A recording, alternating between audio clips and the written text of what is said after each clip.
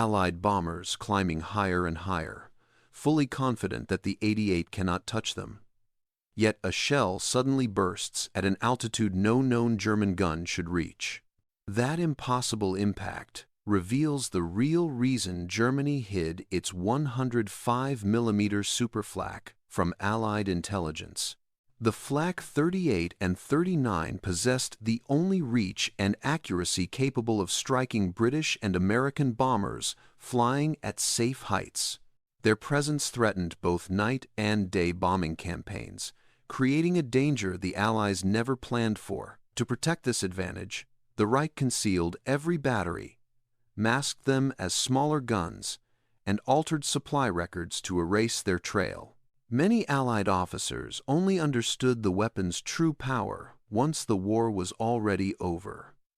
The first batteries of the 105mm Super-Flak were moved into position during the early years of the heavy bombing campaign, long before many Allied planners understood how quickly the air war was changing. German officers watched the night sky with a growing sense of frustration as British and American bombers climbed higher after each major raid. The trusted 88 had served well on every front, but its reach no longer matched the altitude of the new bomber streams. Reports from radar crews showed aircraft that drifted calmly above the limits of the older guns, and the sense of powerlessness in those moments shaped the thinking inside the Luftwaffe command. The answer arrived in the form of the 105mm Flak 38 and 39, a weapon that could reach those distant shapes with controlled accuracy. The first time the gun was tested in a real raid, the crews understood immediately that this piece of artillery would need secrecy to survive. Each battery required trained men, clear communication with radar stations, and carefully timed fuses. Once the gun opened fire, the shells reached higher altitudes than any previous German weapon and created a new kind of danger for the slow-moving bombers. The effect was immediate. A handful of aircraft were damaged at altitudes that had always been described as safe in Allied briefings.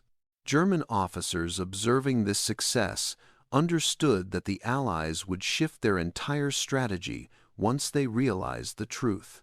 The need to hide the Super-Flak became a priority. The crews received strict orders to treat the weapon as if it were simply another heavy gun already known to the enemy. The official paperwork labeled the sites with misleading designations. Supply trucks carried notes that described deliveries for smaller calibers. The emplacements were built with shapes that looked familiar from the air, so that reconnaissance aircraft would see nothing unusual. Camouflage nets were stretched across positions, and the batteries were placed near existing defenses to blend into the landscape. The goal was simple. The gun had to fire without revealing its true identity.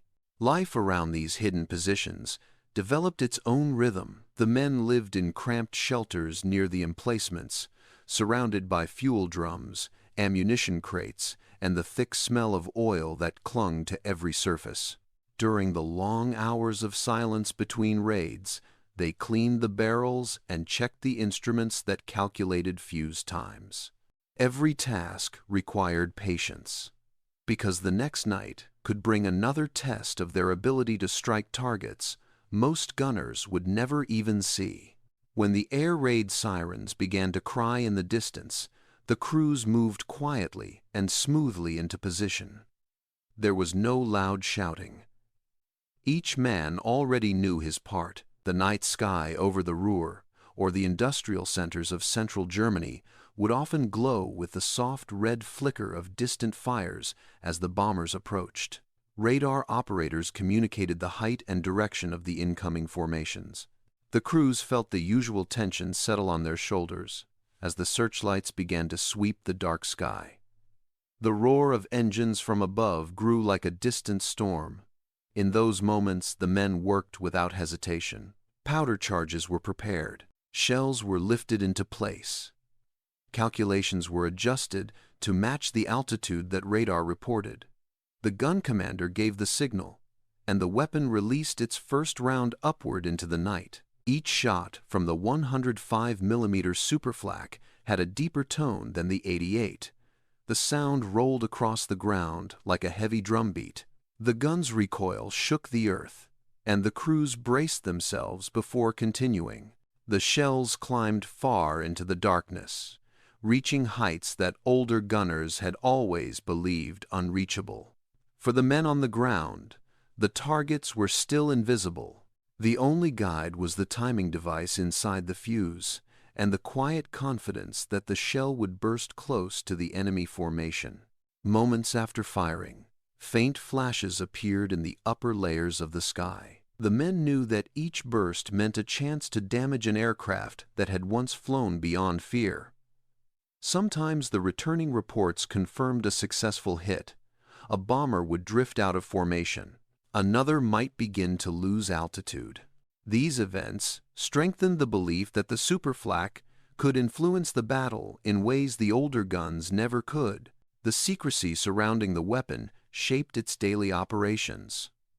Officers warned the crews not to discuss details, even with men from nearby units. Repair teams worked at night and wore clothing that lacked defining marks.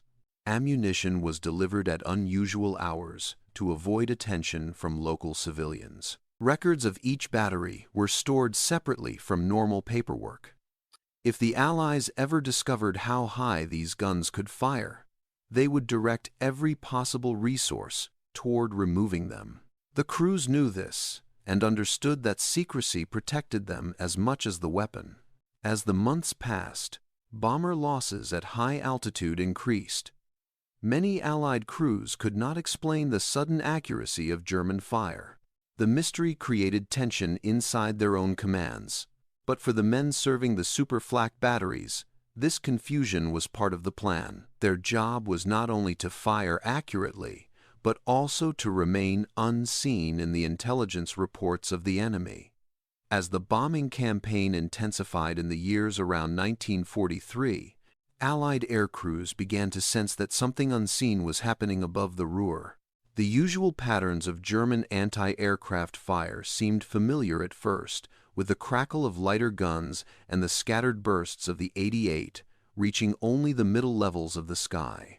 Yet during several raids, crews reported explosions that appeared at heights no German weapon was believed to reach. These bursts were not random. They detonated close enough to shake the fuselage of the heavy bombers and leave fragments embedded in their wings. The pilots and gunners tried to explain the experience in their debriefings, but many officers believed the stress of long missions caused misjudgment. The air war was exhausting, and tired minds could mistake distance and altitude. Still, the unusual damage told its own story. Mechanics who examined returning aircraft noticed holes that suggested a larger caliber. The edges around the impacts were jagged and heavy, as if struck by fragments from a powerful shell. Some aircraft needed new control surfaces before flying again. Others were written off entirely. The mystery grew inside Allied bases as more damaged bombers limped home from missions deep into Germany. The uncertainty created a feeling of quiet frustration among crews who had trusted their higher altitudes for safety. Intelligence officers reviewed reconnaissance photographs taken during clear days before each raid.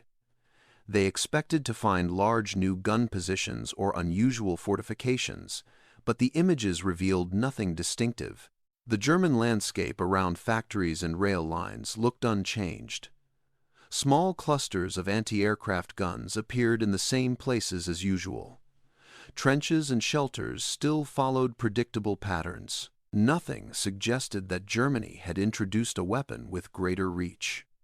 The crews who studied these photos prepared their missions with steady confidence, and the belief in safe altitude remained part of their planning. During the same period, life for German gunners at the hidden Super-Flak positions became more demanding. The batteries received updates to their firing tables to correct for the steady increase in enemy altitude. Commanders instructed the crews to focus on timing and accuracy, because each shot needed to burst close to the bomber streams. The night sky over the Ruhr often glowed faintly from fires caused by earlier raids, and the Super-Flak crews learned to use the reflection of those distant lights to judge the density of the clouds.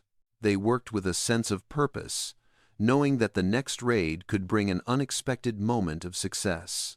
German radar operators played a vital role in each engagement. Their screens showed small clusters of aircraft moving steadily across the region. They tracked altitude and speed, then passed the information to the gun crews with practiced clarity.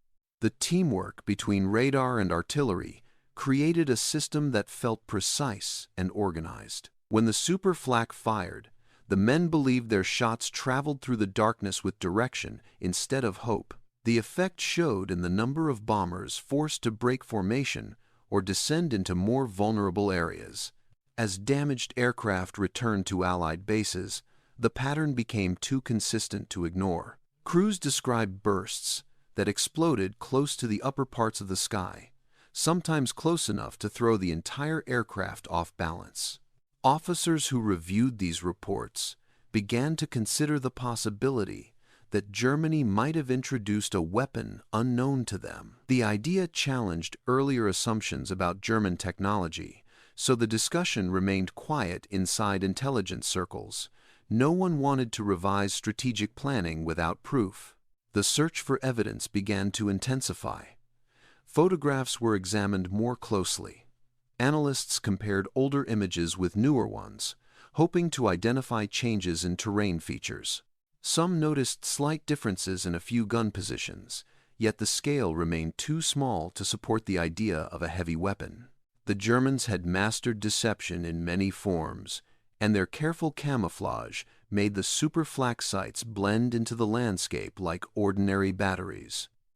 The Allies saw only what they expected to see. Meanwhile, bomber crews prepared for each mission with habitual determination. They trusted their training and trusted their aircraft. Many believed that the occasional high-level burst might be caused by an unusual fuse or a lucky shot from a smaller gun. The true nature of the threat still remained invisible to them. Yet the tension in the briefing rooms deepened each time a flight leader mentioned unexplained damage at extreme altitude. The tone of the conversation slowly shifted from disbelief to caution. During the winter of 1943, several bombers were hit in quick succession at ranges that defied established limits. The reports from these missions were more detailed because the crews had become aware of the unusual danger. Pilots described the moment when the sky around them erupted with sharp flashes. Gunners felt the shock of fragments hitting the aircraft. Radio operators heard the tremble of metal panels shaking under pressure. The experience left a mark on everyone aboard, and their accounts carried more weight than before. The echoes of these events reached higher levels of Allied command. Officers reviewed the growing pattern and began to question whether German industry had quietly produced a new kind of anti-aircraft gun. The suspicion created a new sense of urgency. If the enemy possessed such a weapon, it could threaten the long-range bombing strategy that had become central to the war effort. Yet the lack of physical proof continued to hold back major decisions. The Allies needed more information before changing tactics or altering the plan for future raids. By early 1944, the strange pattern surrounding the high-altitude hits had reached a point where Allied analysts could no longer ignore it. The number of damaged bombers returning from missions over the Ruhr and central Germany showed a type of accuracy that did not match anything the Luftwaffe was known to possess. Yet every attempt to confirm the source of this threat seemed to vanish into the fog that often covered the industrial valleys.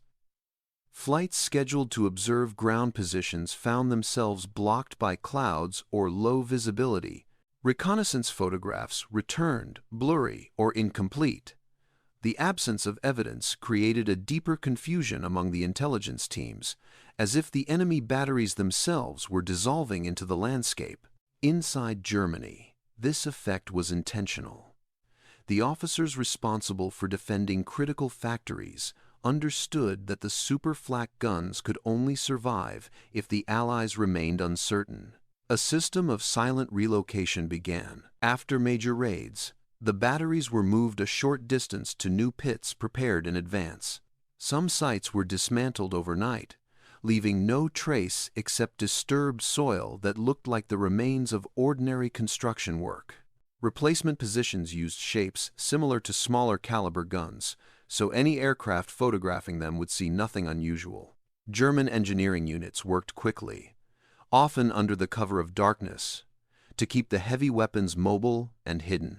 The logistics network supporting the Super-Flak became part of this deception. Supply documents avoided any reference to the 105mm designation. Trains that carried ammunition listed their loads as materials for other calibers. Storage depots marked the crates with misleading codes that matched unrelated equipment. This method confused not only Allied intelligence, but also some German officers who lacked authorization to know the truth.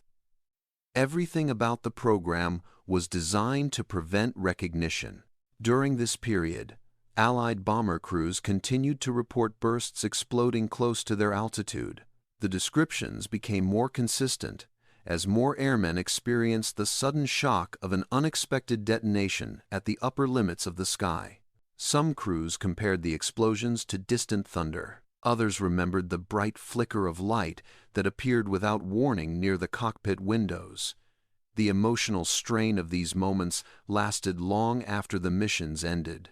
Mechanics found fragments from large-caliber shells inside damaged engines or embedded deep in armor plating. These findings were passed to intelligence officers, who studied them with growing unease. Despite these clues, the analysts struggled to explain the pattern. Every possible explanation was examined. Some considered the possibility of new fuse technology that allowed smaller guns to burst at higher levels. Others thought that unusual weather conditions might distort the apparent altitude of the explosions. Yet none of these theories matched the physical evidence.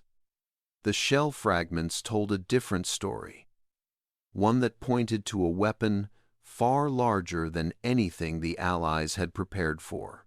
The frustration pushed analysts to search for new angles. Older photographs were compared with recent ones, often side by side on large tables. Certain changes appeared subtle but consistent. A mound of earth seemed slightly higher in one image than in another. A circular outline appeared faintly behind a row of warehouses. The scale of these features remained small enough to dismiss at first glance, but after repeated reviews, some officers felt convinced that these traces might belong to a heavy gun hidden under camouflage. The lack of certainty made progress slow and cautious. Meanwhile, German gunners continued to refine their coordination with radar stations. Each engagement followed a practiced pattern. Radar reported altitude and bearing. The crews adjusted fuse settings and elevation. The gun fired with its heavy drum-like sound, and the shells climbed into the darkness. The men rarely saw the results directly, but reports from other units confirmed that more bombers were struggling to maintain formation. This knowledge strengthened the belief that the Super-Flak was playing a critical role in protecting the industrial heart of the Reich. The tension inside Allied bases deepened as the mystery persisted. Crews grew anxious each time they prepared for a mission that required climbing to what had once been imagined as a safe height. Discussions in the briefing rooms often returned to the same theme. Something unseen waited above Germany, something capable of striking without revealing itself. The fear remained hidden beneath professional discipline, but it shaped the tone of each mission. The breakthrough that began to shift the narrative came from an unexpected place. A German transport was captured during a ground operation far from the main bombing routes. Inside the vehicle, soldiers discovered several documents. Most were routine. A few, however, mentioned fire control procedures for a heavy anti-aircraft system that did not match known equipment. One document included a reference to long-range tables used for extreme altitudes. The words were brief and incomplete, but they were enough to spark renewed interest among intelligence officers. Once translated and examined, the captured papers created a new sense of urgency. Analysts began to accept the possibility that Germany possessed a heavy anti-aircraft weapon that had not been detected. The information still lacked detail, yet it finally offered a direction to explore. Photographs were reviewed again with fresh perspective. Reports from bomber crews were reconsidered. The fragments collected by mechanics were analyzed once more. The evidence, still scattered and incomplete, started to align into a pattern that suggested a hidden network of powerful guns. By the middle of 1944, the captured documents had started a quiet shift inside Allied intelligence. Officers who once doubted the reports from returning bomber crews began to reconsider the evidence with a more serious tone. The hints contained in the German papers pointed toward a heavy anti-aircraft weapon that used long-range firing tables. Although the documents lacked technical details, they suggested a capability far beyond the limits of the 88. This change in perspective created a new momentum within intelligence teams, who now had a possible explanation for the strange high-altitude bursts that continued to haunt the bomber formations. During this same period, Germany strengthened its air defense network with additional Super-Flak batteries placed near synthetic fuel plants and key industrial zones.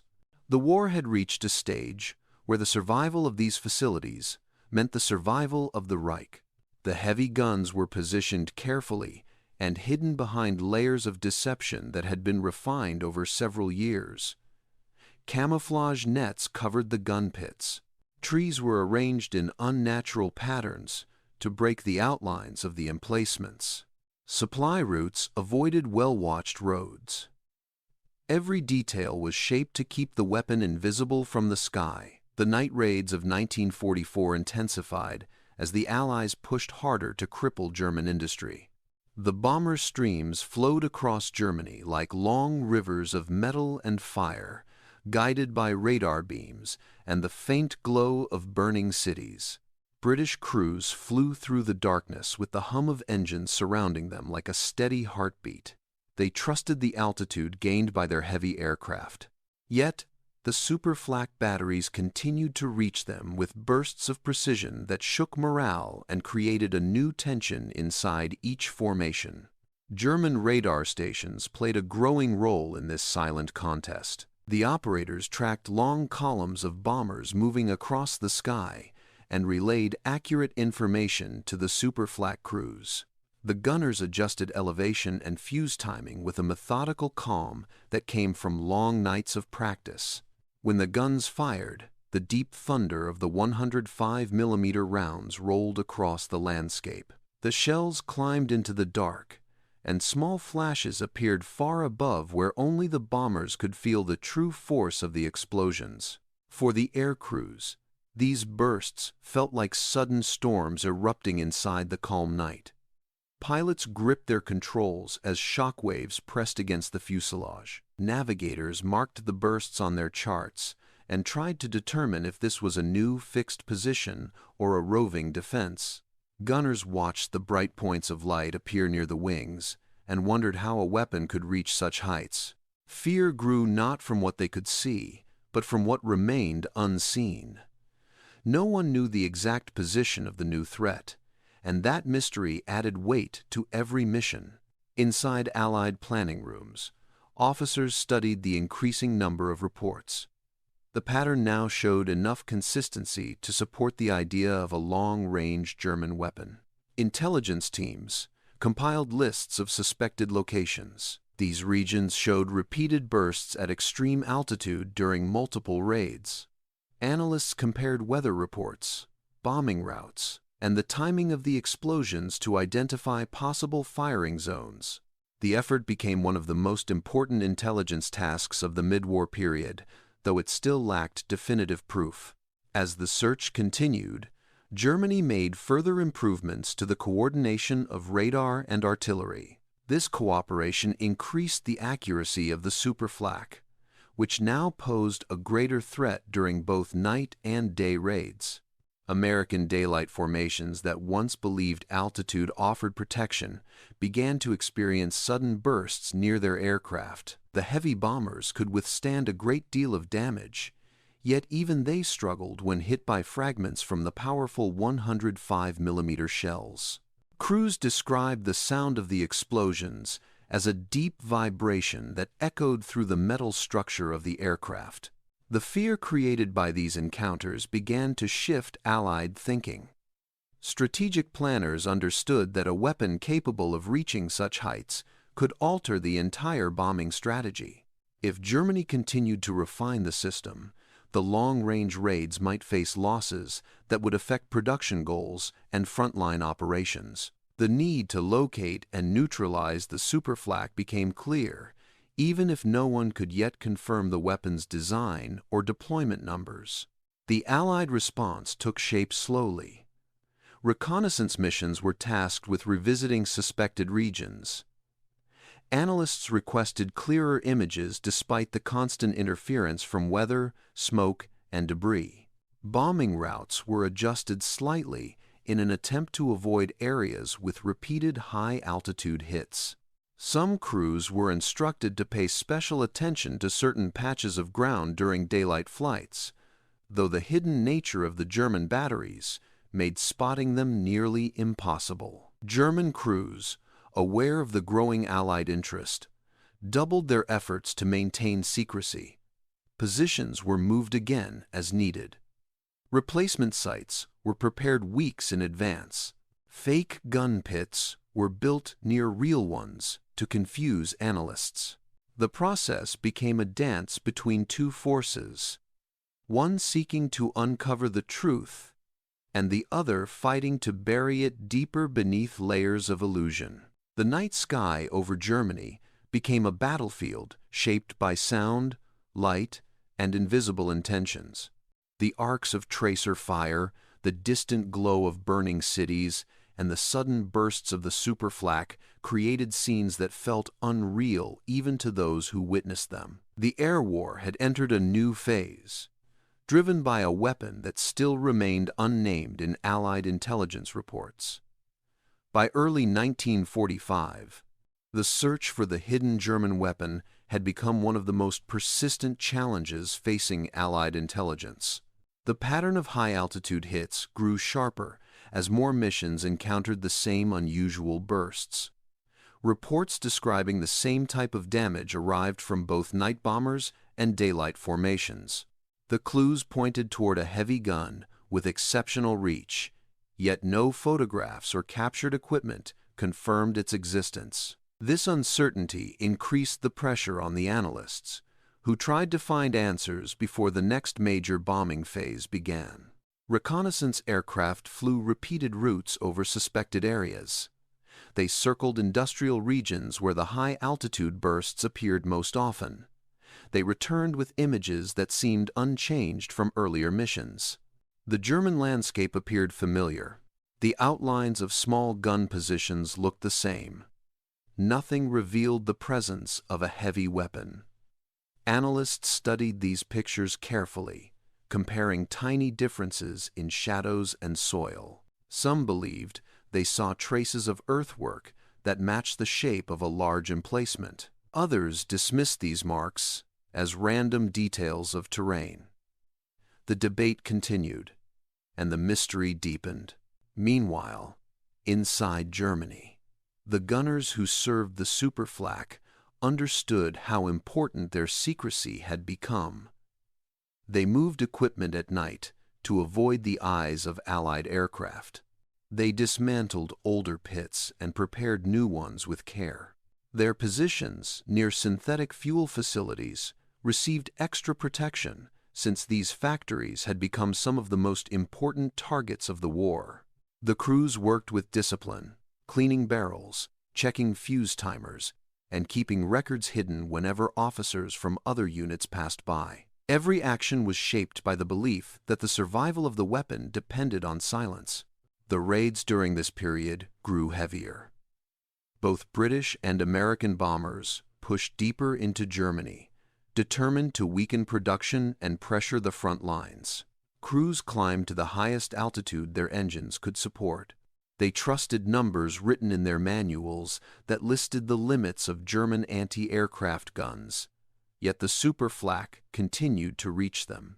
When the heavy shells burst close to the bomber formations, the shock came not only from the force of the explosion, but from the realization that no safe altitude existed anymore. Bombers returning from these missions carried scars that spoke for themselves. Mechanics found deep holes punched through thick armor. They discovered fragments of a size consistent with a 105mm shell. Radio operators described instruments that momentarily lost function after the shockwaves passed through the fuselage. Pilots spoke of moments when the aircraft shuddered under violent pressure. The combined evidence slowly pushed Allied intelligence toward a single conclusion. A powerful weapon existed, and the Germans had succeeded in hiding it for years. The effort to locate this weapon expanded. Analysts created new lists of suspected zones. They studied earlier reconnaissance flights, searching for overlooked signs. Some areas showed repeated damage to nearby roads and fields that did not match normal industrial activity. Other locations displayed faint rings of soil that suggested large installations covered by camouflage. Planners requested raids that passed closer to these areas, hoping daylight crews might see something from above. The hidden nature of the Super-Flak made these attempts difficult, but the desire for clarity kept the effort alive. Inside the German positions, the gunners felt the growing intensity of the air war. Each engagement demanded precision and calm. Radar operators tracked formations with increasing speed as the Allies sent larger waves of bombers to overwhelm defenses. The Super-Flak crews worked through long nights with the sound of engines above them blending into the constant hum of war. They fired round after round, knowing that every successful burst helped protect the factories that sustained Germany's remaining strength. Their belief in the weapon's value grew stronger as they heard reports of damaged aircraft dropping out of formation. As the months passed, the Allied conviction that they were closing in on the truth grew stronger. Even without clear images, the consistency of the damage reports supported the idea of a heavy anti-aircraft gun. Some planners believed they knew the approximate regions where these weapons were hidden. They prepared missions to test their theories. Bombers were directed towards suspected sites at varying altitudes to measure the intensity of the bursts. These attempts produced more evidence, but no final confirmation. The Germans remained skilled at concealment. The frustration inside Allied command rooms became more intense as the war moved toward its final months. The superweapon that affected so many missions still lacked a name. Officers felt they were fighting both the gun and a wall of secrecy built around it. The lack of direct proof meant that strategic planning had to continue without a full understanding of the threat. The bombers kept flying, and the Super-Flak kept firing. The tension between these two forces shaped the final phase of the air war. When the fighting in Europe reached its final months in early 1945, the ground war pushed deep into Germany. Allied forces crossed rivers, advanced through ruined towns, and entered regions that had been unreachable for years. The air war continued above them, but the bombing formations now met weaker resistance as German fuel shortages reduced the activity of both fighters and radar stations. The Super-Flak guns kept firing when they could, yet the supply situation grew worse each week. Ammunition shipments became irregular. Some gun crews received orders to conserve shells for only the most critical raids. The hidden weapon that had once reached the highest bombers of the war continued its work, but the world around it was collapsing. When Allied troops finally arrived in the industrial heartlands, The silence felt strange after so many nights filled with explosions and engine noise. Soldiers walked through abandoned gun positions that seemed ordinary at first glance. Small caliber emplacements stood empty. Broken searchlights lay scattered across fields. The first wave of troops did not recognize the significance of these sites. They moved forward, focused on securing bridges and clearing roads. The deeper truth remained hidden until the intelligence teams arrived behind them. These teams carried notebooks, cameras, and tools for gathering technical information. They inspected everything left behind by German units.